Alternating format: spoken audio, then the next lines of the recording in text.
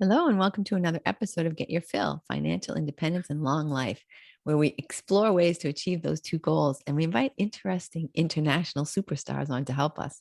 And that's why I'm very excited that Jenny Toe is joining us today. She is an International Coaching Federation Associate Certified Coach who runs her own coaching practice. And we're going to talk to her about how that all came about. She is, her practice is called River Life Coaching. Jenny is also a qualified lawyer in the UK, Singapore, and Malaysia. So if you get in trouble in any of those countries, perhaps you could give her a call. She is passionate about coaching introverted individuals, which is something we're definitely going to talk about today, so that they can be more visible on their terms, and also to, empower them to live fully and joyfully. Because if you're, so Jenny, thank you so much for being with us today. Thank you, Chris, for having me on your show. And I like your introduction, short and sweet. So Jenny, were you always a coach? Was this your calling? No. Like what you said in my introduction, I was a practicing lawyer for about 25 years. Well, I'm still doing some legal consulting work now. The beginning part of my legal career, I was a trial attorney for a good 7 years. Then I moved into corporate work. I worked in BP, the oil and gas company. Then I worked in various banks, and up till now, I'm still doing some consulting work with a bank. Yeah, so I was only called to go into coaching, my personal passion and pursuit. Possibly about, let me see, I started training in 2019. Yeah, but I'm a Christian, Chris, so I believe that this is what God has called me into. And I think I was called way before that, maybe around 2015. But I pushed, no. Or maybe I listened, but then I'm thinking, oh, okay, it doesn't make sense, right? So, being a lawyer is very intellectual. It's a lot of, thinking and rationalizing. So I rationalized my way out of it. I have a good job. I have a family. I've got 3 kids. So, why rock the boat, right? So I rationalized myself away. I came to a point where the desire to do it became so strong that I couldn't quite push it away, that it was almost uncomfortable every time the thought of coaching came up, and why am I not doing it? I guess if you think about it, and I've reflected on this, being a lawyer, why I went into it, I was very young and naive then. I wanted to use this profession to help people. And then now at a much older age, I am in coaching. And why am I doing it? It's still the intention to help people. I think I'm just discovering different ways to help people. I'm also very loyal in my relationship. So back when I was a lawyer, I put a lot of heart and soul into the work that I do for my clients. And even now with coaching, I devote a lot of attention to each client to make sure that they get from a good place to a better place. Interesting. That's wonderful. So I want to just talk a little bit about, actually, I want to talk a lot about I think both being a trial lawyer specifically, and even in the corporate world, like I would think that would be difficult for someone who identifies as introverted. Yes, that's very true. How did you kind of get yourself to to take that big step, and then even a bigger step into coaching, because you have to obviously promote yourself and go on podcasts and things like that. So to talk about how you've managed or conquered, if you feel you've conquered your introversion. Yeah. So I think in the beginning, I didn't know I was an introvert. I knew I was shy. I was a shy kid, and shyness is something you can learn to outgrow as you grow older. Introversion, however, is very much a part of you. Just like, the fact that if you are an extrovert, that's also very much part of you. It's not something you can outgrow, and it's not something you need to, put aside and all that. It's just, I think everyone has to come to accept who they are, and both an introvert and extrovert, how I see it is where you draw your energy from. So for extroverts, they draw their energy from people. It doesn't mean they need to be with a lot of people all the time, but they do feel energized with people. And I'm not saying that introverts don't get energized by people, but I think we have a shorter time limit. So if I spend an hour with you, Chris, maybe after that, I do need some time alone. Whereas if you're an extrovert, Chris, spending time with a good friend, it could go on for hours because you feel really recharged by it. So for introverts, we recharge by going with it. So it's a great question that you asked, how did I cope? I think I struggled a lot, especially being a trial attorney. So I love the work because it involves a lot of meticulous drafting and thinking and going through worst case scenario, preparing, and there's a lot of introspection. The prep work is great, right? So what I really needed to push myself out of the comfort zone is standing before the judge and my fellow counsel to present the case. So in the beginning, as a young lawyer, I need to practice quite a lot, sometimes in front of a mirror, just to practice. And I think with anything, extroverts, introverts, once you get focused on why you're doing it and you're fully immersed in what you're doing, you kind of, what the term say, you're in the flow, right? So when I'm in court, eventually there's the jitters, but once it starts, I am in the flow. But seriously, after the trial, I do get extremely exhausted. And that's when I start to start to tell myself, is there something wrong with me? Because a lot of my other peers there want to hang out. They want to go for a drink, depending on the time, or they want to go for coffee. So depending on when, and you just want to hang out because that's how they release their tension and energy after a long day. I felt like I can't do that. I just want to go home. But I felt bad as well. It's like, I like these people, but why don't I want to spend time with them? So I didn't understand that my energy was so depleted because I talked a lot, right? And I was still with people and I just really needed to run away somewhere and recharge. But I didn't know that then. So it was definitely a struggle then. So when I read up more on what it is to be an introvert, I suddenly realized that, it was okay to tell people that I'm tired, let me catch up with you guys the next day or something like that. It's perfectly fine. There is no, I guess there's this social pressure, right, Chris, that you do need to hang out and show that you're there and to be included. So it's about accepting that who you are and how you need to, take care of yourself. Yeah, I'm glad you brought that up because I think a lot of people think that being an introvert and being shy are the same thing. But they're not at all. I mean, you could be very outgoing, but when it's time, like you say, when it's time to recharge, where do you get your energy? Is you want to go home and just meditate or be alone or whatever. And it's funny because before our call, my boyfriend didn't know what an introvert was. And so we were talking about it. And I said, a lot of people use it to mean shy, but actually it doesn't. And we went through the whole conversation. He said, oh, I don't know which one I am. And I thought, are you kidding me?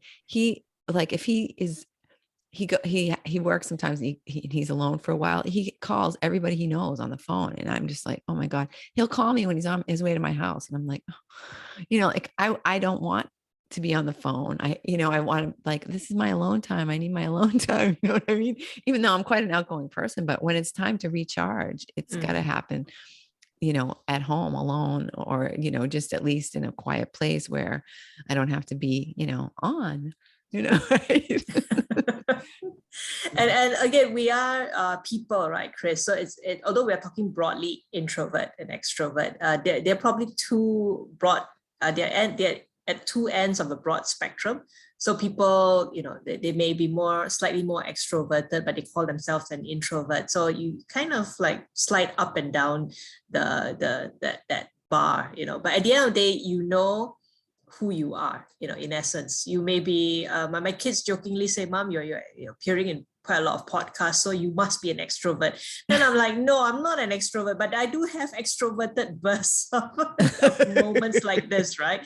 Then they're like, because my kids are all introverted and, they're also discovering their ways to show up.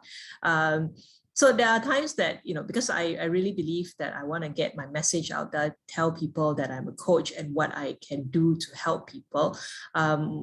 And doing a podcast appearances like this is one way of doing it, although it's stepping out of my comfort zone. So I do have this time where I really talk to people. But after that, I do need, my downtime, like I said, my me time. Yeah. So that brings up, the next really excellent point is I think a lot of people think that because they are introverted, that they aren't cut out to be an entrepreneur. They're not cut out to have their own business because they aren't going to want to be out there, selling themselves as they might feel. And how do you help people to realize that it's possible?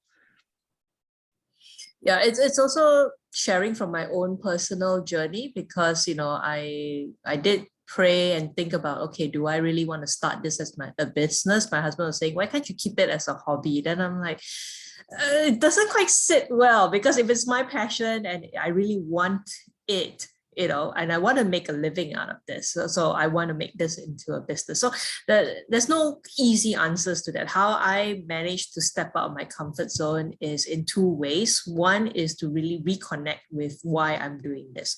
So reconnect with your purpose. Is it to make money? Some people, it's perfectly fine if your purpose is to make money out of whatever business you're running, but be really clear that's why you're doing it, because it's going to be ups and downs, and you'll be having roadblocks and U-turns. And if you're not that clear on your purpose, you probably say, oh, okay, maybe this is the wrong move, and you start doubting, right? So be really clear on why you're doing a particular business. And then, from there, you start planning. So I got really clear on why I'm doing it. So for me, it's like really my calling in this phase of my life. And no matter where it goes, I ask God, I'm telling him, it's reaching a roadblock here. So what do I do next? Kind of that kind of thing. So reconnect to why I'm doing it. And then the second thing is, if you keep focusing on yourself, so I call myself a recovering perfectionist as well. So if you keep focusing on yourself, it's a lifelong journey. Yes. So you hold yourself back, because especially for a perfectionist, it's not good enough, right? I'm not going to put it out there because it's not good enough. So I also consciously see where these triggers come up. When I start to feel that it's a lot about me, this is not good enough, this is not perfect, I need it this way, I need it that way. The focus is so much internal. Right. And it's also resonates with the introvert, because it's also very internal. Then I realized, okay, what if I look outwards? What if I look at that one potential person I want to reach out to? So what does that person need? Does that person need my website to be 100% perfect with the right font size? And this is a true story, because I did struggle with my website designer. I need the font size to be this particular size and all that. But seriously, the person you're trying to reach won't even know, right? What font size it is. It's just that message. If I hold back what I've written, what is that one person who will lose out on that, that message, that encouragement, that assurance that you are not alone, because there is someone else, or there are others who've gone through the same thing as you.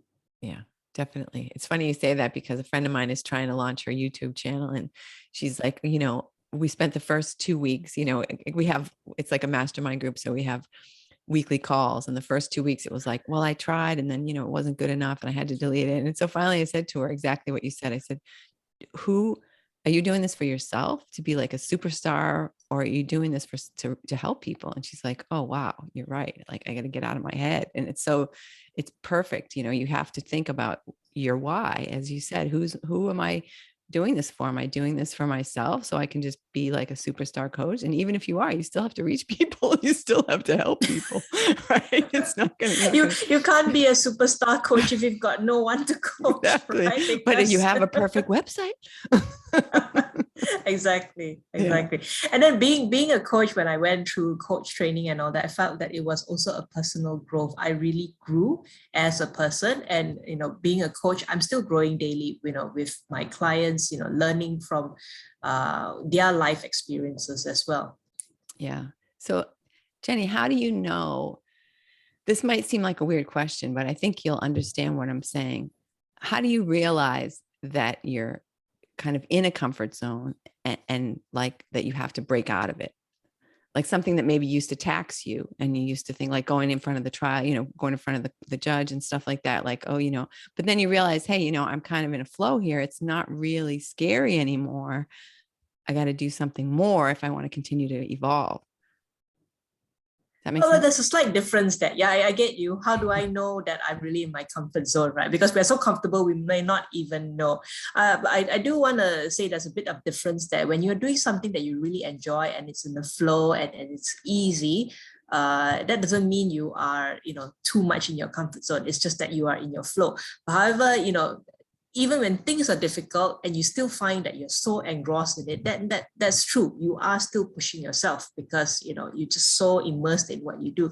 I think the comfort zone thing, from my personal experience and also my clients whom I've coached, there's always this like, am I cut out for something more? That question comes out, in whatever. Am I cut out for something more? Am I wasting my time here? I know I can do this, but why am I not doing it? And then suddenly, like you said, in your own words, you are so much in your head.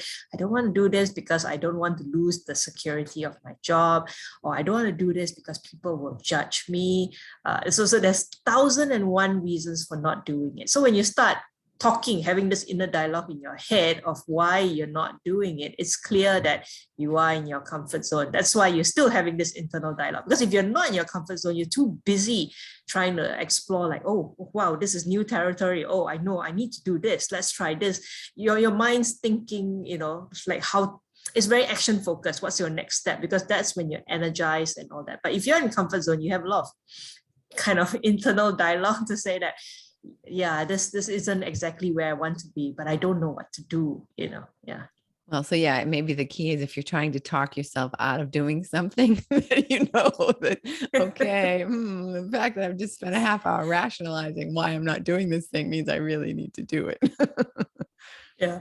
And what I tell my clients to make it easier for themselves is what is that one small step that you can take outside your comfort zone that's just a little bit painful, a little bit awkward, but it's not asking you to go out and hold a protest or anything. That's not such a big thing, So what's that one small step? And then usually people have answers. They'll say, oh, actually I can speak to my manager about I want to take on more responsibility, or I can speak to my manager and say, no, I want to scale back, depending on how it is. It's just like, oh, I can speak to someone, oh, I can do something. It's just something, and then once you take that small step out, it doesn't seem so scary, then that will prompt you to take another step out. And before you know it, you've created a whole new comfort zone, so to speak. Yeah, that's wonderful. So I think, do you have like a story of like, aside from your own story, which I think is very, very, what's the word I'm searching for words today. It's very inspirational, I think, for people, especially people who have been having that, half-hour dialogue of why they can't possibly do whatever it is, right? To see your success and to see how you've, evolved and changed and, taken on some things that are quite scary, right? Quite painful. Do you have another person, like another story that you can think of, that's a little bit different scenario where you feel like, oh, this person was really just so nervous and they just didn't think they could do it, and now have this success? Well, I can't really share what my clients go through, but I could share like common themes in the sense that, let's just say that someone was in a role in a corporate job and was wonderfully doing her own thing as an independent contributor. So it's a very introverted, and very data oriented or very technically sound, and just enjoyed doing it, just happy in her own little world. Then suddenly she felt that, she felt that there is more to it, right? She can share, she can give her knowledge, but she doesn't know how to do it. And if she were to do it, what would happen? Would people judge her and all that? So in my coaching sessions with her, I got her to kind of articulate why she wants to help other women. Where is it coming from? So once she could understand, her purpose, why did she want to do it? Not saying that it automatically makes things easier, but it makes it clearer for her to start thinking like, oh, what can I do? And then eventually she put her hand up to be a people manager, and she's really running a team right now, and she enjoys it. And in the beginning she was so she's still very technically sound, but because of being technically sound and wanting to empower the younger women, that's like her purpose. She could marry the two together and then take that step outside the comfort zone to be a people manager. Yeah. So I'm not saying that all independent contributors should move to be people manager, but you need to have that time to reflect. What is it that you really want? Yeah, definitely. Well, what somebody said to me one time when I was trying to pass up a promotion. They said, if you're not going to be the boss, who do you want to work for? And you think, oh, actually, I suppose I would still have to work for someone. So if you put it that way, right? And I'm sure that what she's bringing, by both with her technical knowledge and now with this, her new skills, that she's probably a fantastic manager and much better than anyone she could have worked for, right? So I think whatever you do, you bring your authentic self into it, and just show up. So even for new managers, they would think that, oh, I can't really do what my manager does. That's fine, because you are not your manager. You will grow into the role. So I think a lot of people, they think that, I cannot be a manager because I don't have what it takes. I've never done it before. But that's true for everyone in every role. You would have never done it before unless you start doing it. Yeah, so exactly. you have to grow into the role. Yeah, exactly. Grow into it and just evolve. Yeah, definitely. What do you think is the most rewarding aspect of your newest evolution, your newest push out of your comfort zone? Seeing how I can reach out to people, and right now I'm coaching people from all over the world, because I am a coach on one of the US digital coaching platforms, so that has increased my reach.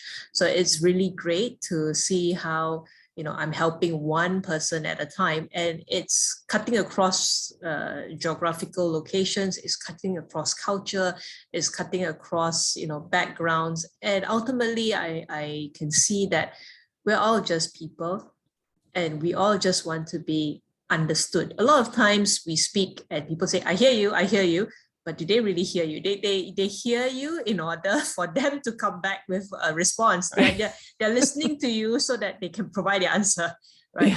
But coaching is this safe space where you are really listened to. And although I may not fully understand in the beginning, I take pains to understand how you see your world.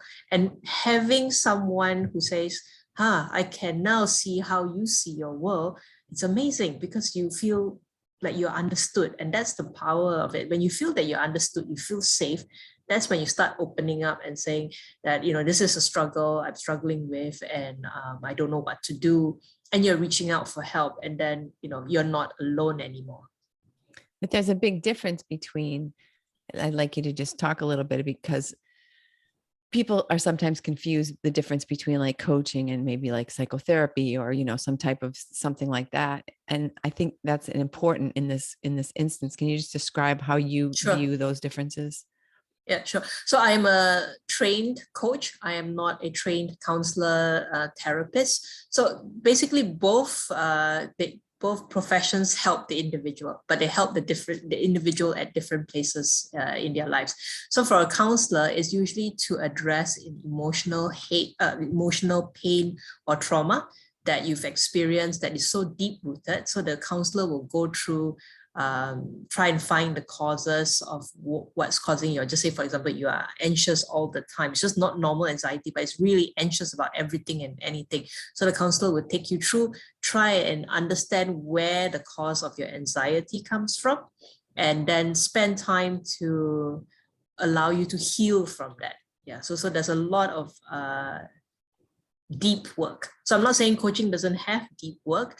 So the difference from that instant is, if I coach my employees and they are stressed and anxious, yes, I do go back and ask them, when was the first time you started feeling this way? Was it, what can you remember? They say, 3 months ago when I took on more responsibility. So in a way, we kind of know what's the cause. So we don't spend so much time how do you feel at that beginning of that 3 months? Because we know that's probably the cause, right? So a counselor may come in and say, let's dissect that, on that first day when you felt really stressed and anxious, how did it feel? So I do, make them go back to the past a bit and see how they feel. But then I reconnect back with what they want. So if they want, I don't want to feel anxious all the time now. So how can you, understanding when it first started, how can you then move forward? So I think counseling, there's a lot more attention to healing and restoration. Coaching, it's more you are healed or you are healing, but you want to move forward. So a counselor and a coach can work together. So the counselor addresses the pain and the hurt. And then once you're getting better, you don't want to just be left alone, right? You do need support then to get from that to like, okay, what are then the small steps that I can start, getting my life back in order and then moving forward. So coaching in a way is more moving forward and making the individual realize his or her highest potential in whatever they want to do. Yeah. And that's the way I would describe it too, is that, with psychotherapy, you're looking back at the past and trying to fix that. But with coaching, it's evolution. It's like, where am I going to become? What am I, it's more future focused. That's the way I think of it. More like, instead of reconstructing or revisiting the past, that you're really focused on the future and what can happen and, what your true potential is. And I also like coaching because it's very encouraging. At least that's what I do. So I always remind my clients to celebrate their successes, and they'll tell me, no, I'm not successful. So I'm like, no, what went well today? Like the small things, because I think a lot of times if you are doing work with your counselor, I'm sure there's also recognition of how you've achieved. But I think, in this world that's got so many negative news and all that, we can't run short of, positive encouragement. So I want my clients to acknowledge their successes and also sometimes to be enjoying the present moment. So yes, coaching is always, like you said, evolutionary and forward going, but then take time to appreciate how far you've come. If you look behind, right, you've come this far. So enjoy the present moment as well. And I think for women, a lot of times we don't spend time celebrating our own successes. We kind of shrug it off like, oh, okay, yeah, I did that, but let's see what's next. And then you're too busy trying to please everyone, or you've got so many things, you're wearing multiple hats as well. Yeah. So I do tell my clients to really take a deep breath and then just cherish what you have right now. Yeah. Yeah. No, that's great. Because you're right. It's so easy to not to realize how far you've come, right? Because it's like a little gradual evolution, until you turn around and say, wow, this is where I was. You might just belittle what you've accomplished. So Jenny, how was it starting your business during the pandemic? Did it make it easier or harder? I mean, how did you go about, even letting people know you were out there? It was challenging. Like I said jokingly about the website, it took a while for me to get the website out. But yeah, I mean, because I know why I'm doing it and I had a plan, I'm also a very good planner. So COVID threw that trait out the window and I got very frustrated. Like, all the things that I planned, I can't do it because everyone doesn't know what's happening next week, right? So I did toy with the idea, should I put it on hold? Then I reflected, I put on hold my whole coaching journey. I don't want to put on hold the business, to get it out there. So that's the impetus that pushed me forward when I reflected, do I want to hold off another 3 years? And I'm glad I didn't, because here we are. I launched my business in 2020 and here we are in 2022. So imagine if I said, okay, let's just wait until COVID ends. I'm still like waiting, right? Exactly. Yeah. So no regrets in launching it then. What I did was just take baby steps. So I focused on creating my website, and I blog on my website, and I did social media posts, and I also thought to myself, okay, do I want to post like how other people post? So it was also a self-discovery journey, a growth journey, to post authentically and to post what's in my heart.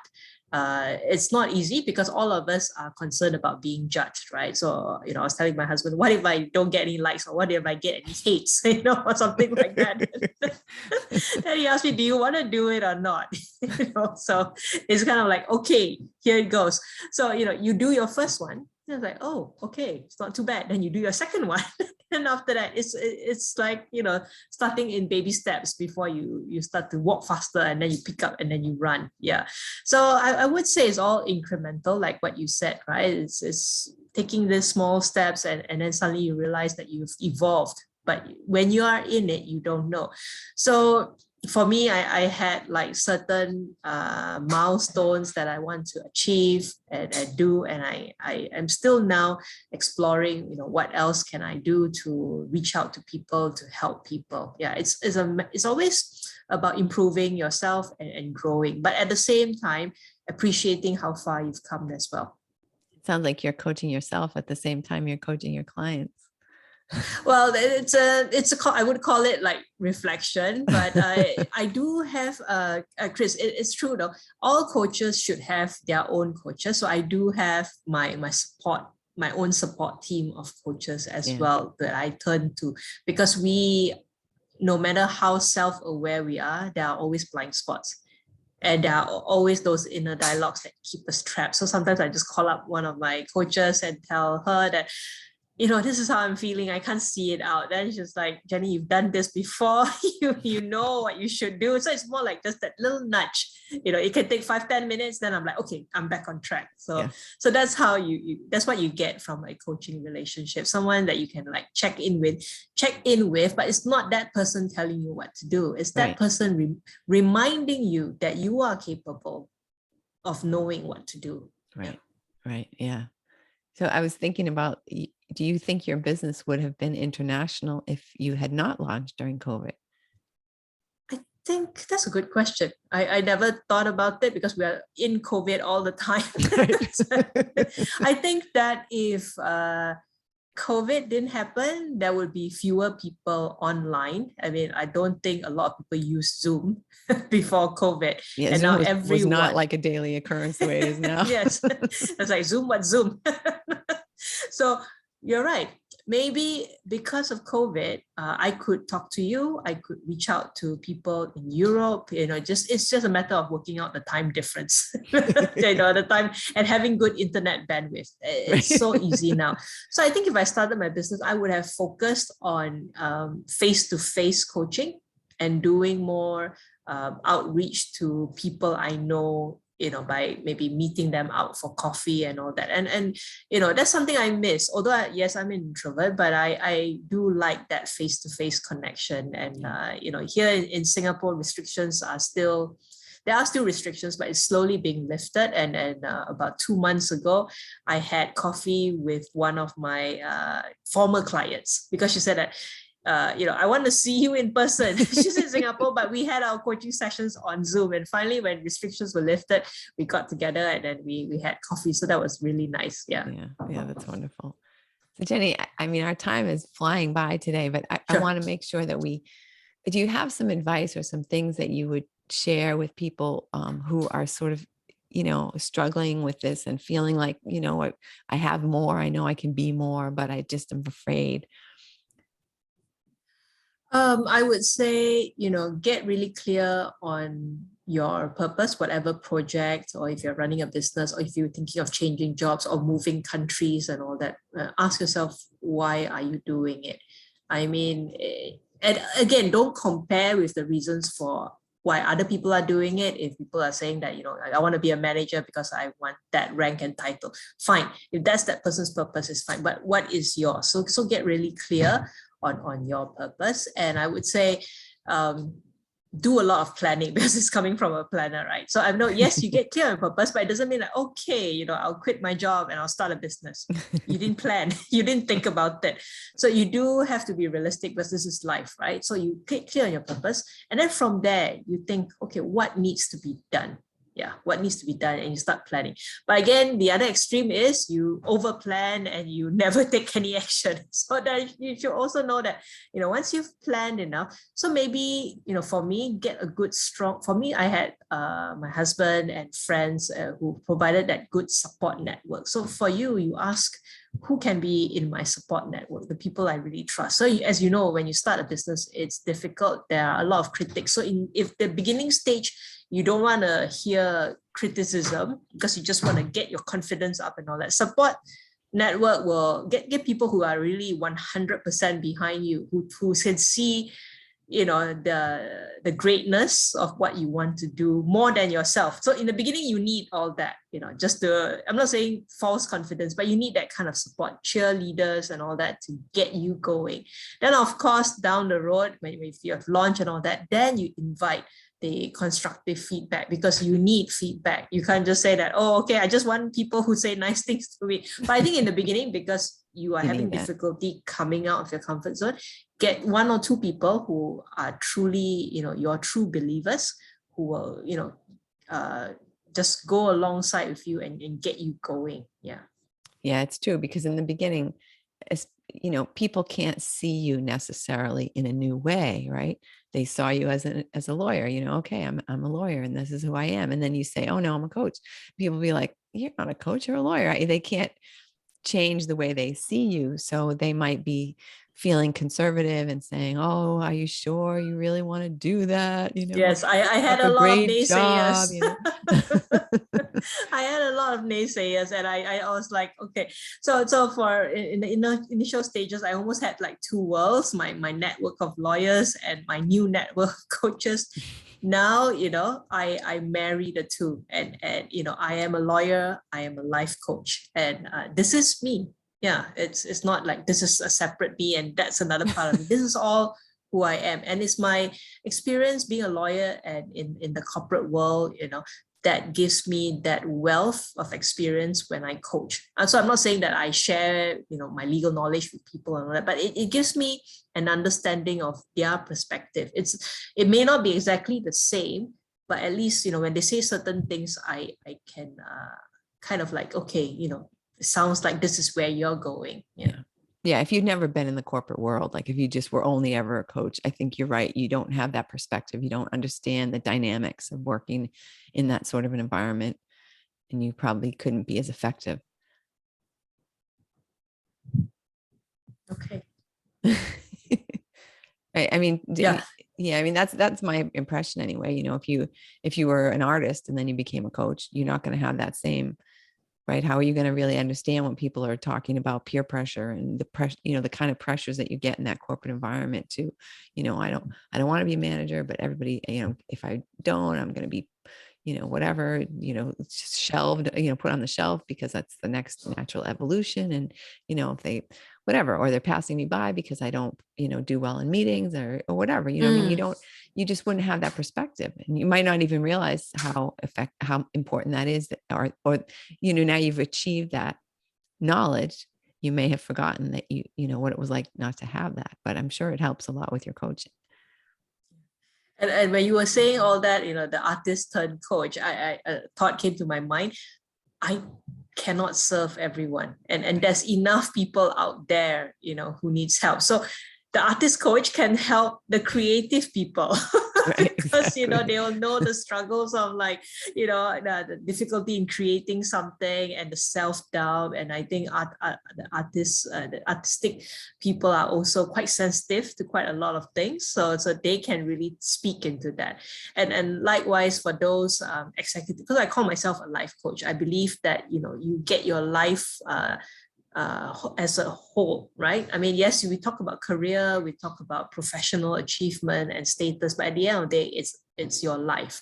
For executive coaches, they may also touch on life, but I think their focus in the beginning is to really help that executive do a good job in his or her role. So I think we all serve our clients at different places at different times depending on their needs. Yeah, definitely. So Jenny, I really appreciate talking with you today. How can people reach out to you if they're feeling like they are ready to take that step and they want to talk to somebody and have some professional advice and support? Okay. Yeah. So my website is www.riverlifecoaching.com. And you can actually, I Googled it. You can actually find it quite easily now. So I'm quite happy with that. I'm on LinkedIn under the name Jenny Toh, T-O-H. I'm also on Facebook. And you can also find River Life Coaching in LinkedIn and Facebook. Nice. Why River Life? Why did you choose that name? Oh, it's because when I did my coach training, we were supposed to write up our coaching model or process. So a lot of my peers came up with really nice acronyms, and I can't come up with that. So I struggle. I tried to come up with a nice acronym for my model, right? So it just didn't work, and I got a bit worried because the timeline to come up with that paper, and I didn't just want to copy something, that's not what you're supposed to do. You're supposed to really internalize it. So I spent time like reflecting. Then the image of the river came up, and I'm like, okay, what is this? And you know that I'm a Christian, so there are a lot of use of rivers in the Bible. However, this is something that I reflected. So I researched how a river works. So it comes from the river source. So I use the river as an analogy of life. So all of us, what's our river source? It's basically our values and our beliefs. So from there, that's where your river flows. So when I use this analogy, it's like I ask my clients, how is your river flowing now? Is it flowing smoothly? Is it shallow? Is it torrential? Like the rapids. Are you blocked? Are you meandering? How is your river? And at the end of the day, where do you want your river to end? And that's the legacy part. And I do talk to my clients a lot about legacy, as in what is it that you want to leave behind? It's not just about financial wealth. Yes, that's important, but how do you want to be remembered by people? And I know this is very cliche. No one said that, Dan, I should have spent 80 hours more in the office, right? No one has that. Only I would have worked more. Yes. So when people start thinking like, oh, how do I want my river to end, right? So it's like, who do I want to impact, and how do I want people to remember me by? And I've asked this question to a lot of people, and they're like, I haven't really thought about it. And they start thinking about it. And I think it's great when you plant that seed. They don't have the answer right away. That's fine. But when you plant that seed, you are thinking about it, and everything becomes more intentional. Yeah. So that's how I got the name. I love it. At first you're like, well, I couldn't come up with an acronym. So I came up with this other beautiful, amazing imagery name that just kind of, good thing you couldn't come up with a fancy acronym. Awesome. No, I mean, there are good coaching models and very well-known ones that has an acronym like GROW. Yeah. So yeah. To each his own. Yeah. Exactly. So Jenny, what is it that you wish I would have asked you that I didn't think to ask? Is there anything you want to share that I didn't touch on?